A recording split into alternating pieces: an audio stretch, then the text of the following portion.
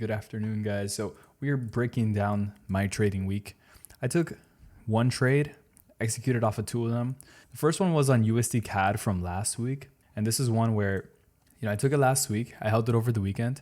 In total, I held this trade for literally 6 days. This is one of the longest holding trades that I've had. First of all, it was over the weekend, so I'm pretty sure that's counting as extra days because I took it on Thursday.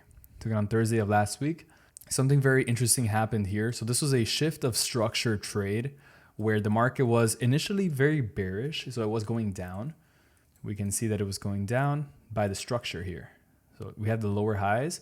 We had a crossing of the EMA where price crossed below the 50 EMA, started to use that 50 EMA as resistance on the 4-hour time frame.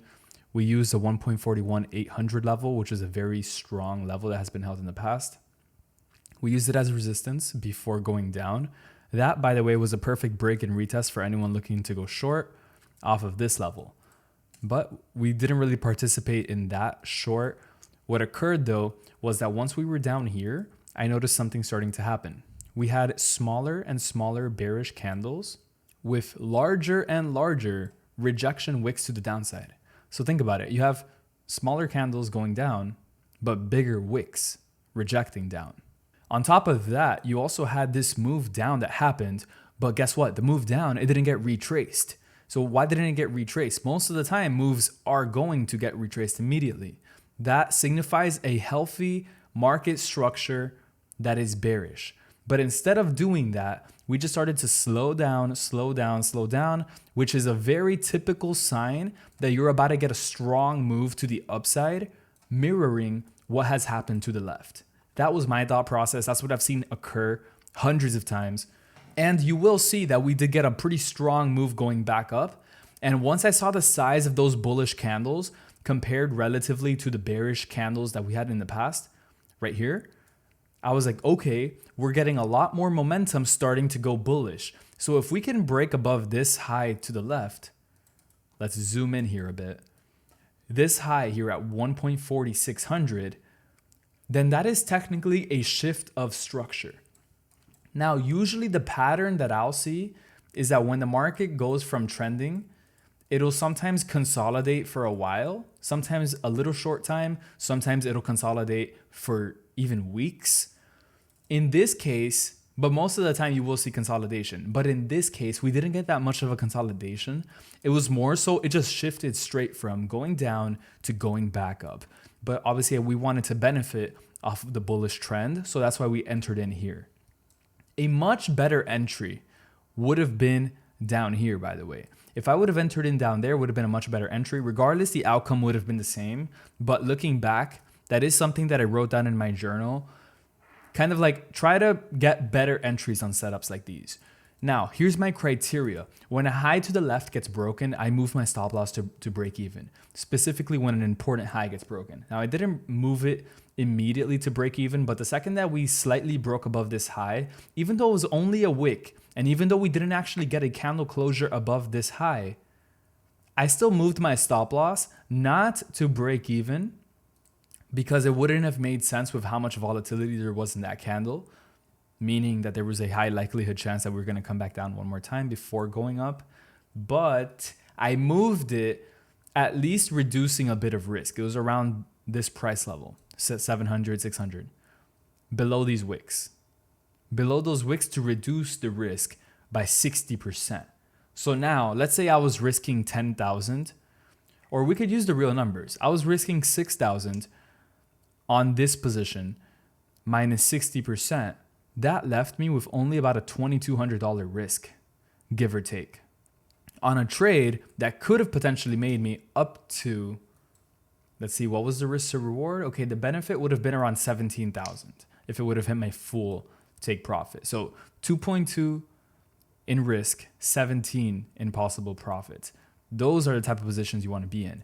Then eventually when the market did break up above and actually closed above, now I went break even, which is a couple of pips above my entry point. And then I got taken out at break even. That is a really good trade. This is a really good position to be in. This could have been a big win.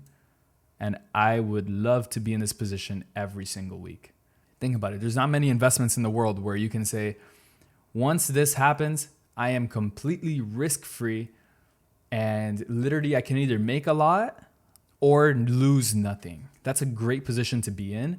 And our job as traders is to put ourselves in the positions where our entries can get us to that break-even point as fast as possible without making the break-even point too close to the entry. Because if you do that, it makes no sense. At that point, if you do put it too close, you're just ruining your edge. Now, the second trade that we took, beautiful trade. What you're seeing right now is a major move that happened on the Japanese yen. And this was due to some intervention that the Bank of Japan, kind of like our federal banks, but their federal banks, they were going to intervene in order to affect, the currency price and the currency strength and interest rates and so forth. Now, thankfully, our trade was well before that. It almost makes me want to kind of use the replay mode to hide that move, but essentially we were trading this bullish movement. This was a consistently higher structure. I did post this on my Instagram as well. This was a very clean trade. I had a buy limit. Let me pull that up actually. All right, so just to kind of show you guys when I did kind of have that buy limit set, it was right here. So this video was 3 days ago. Today's Friday, so that was, I think, around Tuesday. Yeah, Tuesday. As you see here, literally someone said, don't buy Euro JPY.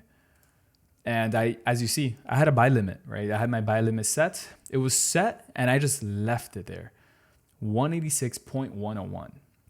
Now, I usually don't just set my buy limits and forget about it. But in this case, I was very confident about the overall structure of the market. It was very predictable, specifically with the way that it was pulling back. So for example, here you had this move up, perfect pullback.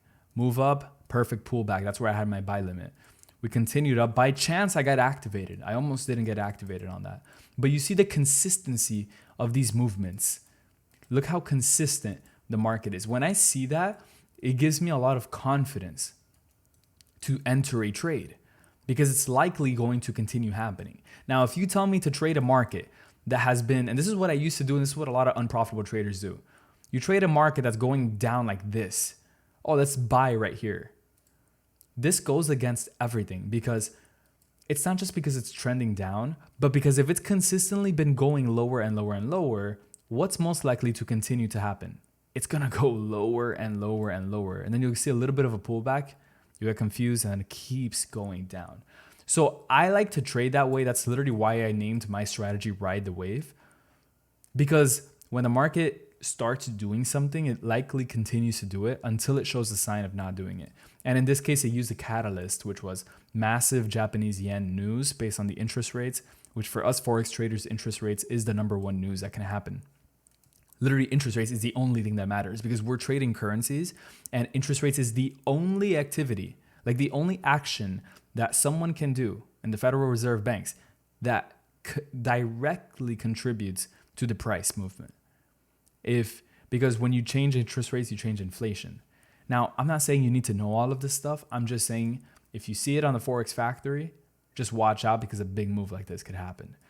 Sometimes it will be unexpected. When it's unexpected and something like that occurs, you're going to have an even bigger reaction like this.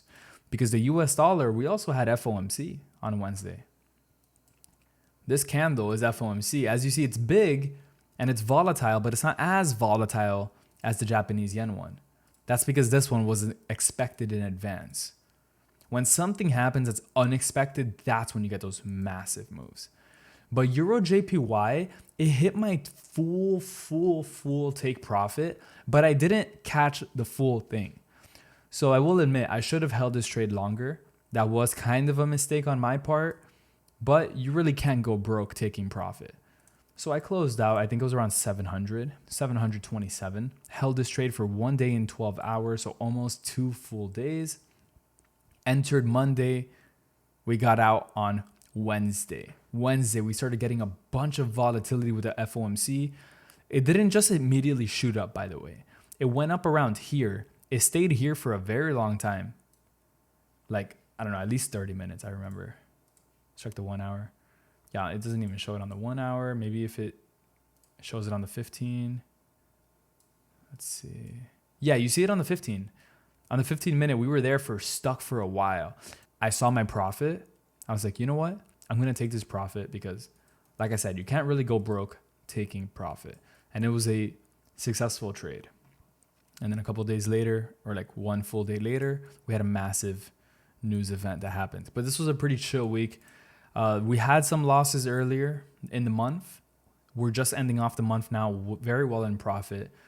My goal is to continue to increase my risk and get comfortable with risking more than 6K, potentially 8K, 10K, or even more. As long as the statistics hold up, we are looking very good. So yeah, let's see how next week goes. But so far, it's been a very successful challenge. I think this summer has given us one of the best price actions that we've seen in a very long time. So if you guys are not taking advantage of these very clean movements, I don't know what you're doing. For example, right now I'm looking at Euro USD, potentially going long around the 650 to 750 area. Just waiting for one more pullback to be confirmed before entering in. Since it is Friday, I'll probably enter in on Monday. I'm also looking at GBP CAD. Look at that. Look at this move on GBP CAD. I can't even profit off of every single move because so many of them happen. But if you know what to look for, and if you have the ride the wave strategy dialed in, there are so many setups. Look, we have another one too. Well, also, I kind of want to avoid trading the Japanese yen pairs right now. So at least until they correct a bit. Yeah, I think AUD NCD was another move. Look at that 50 EMA right there. Perfect. Now, I don't see a very strong key level there, but it could have, it still could have been considered a key level. Based on the left, you see here, price has reacted a lot to it. So there's a lot of setups, guys. You just got to find the ones that you feel the most comfortable taking them, that align with the strategy and align with all the confluences you have. And once you see it, take it. Once you get a high get broken to the left, which should happen most of the time, by the way, even if your win rate isn't like 70 to 80%, if you can get at least a 70 to 80% break even rate, and you're actually setting them at the right price levels like this, and you're not just putting it too close to your entry, you're going to be most likely profitable. So it really just comes down to discipline and trade selection. But I will be continuing to make these trade series until I hit the goal of 100K.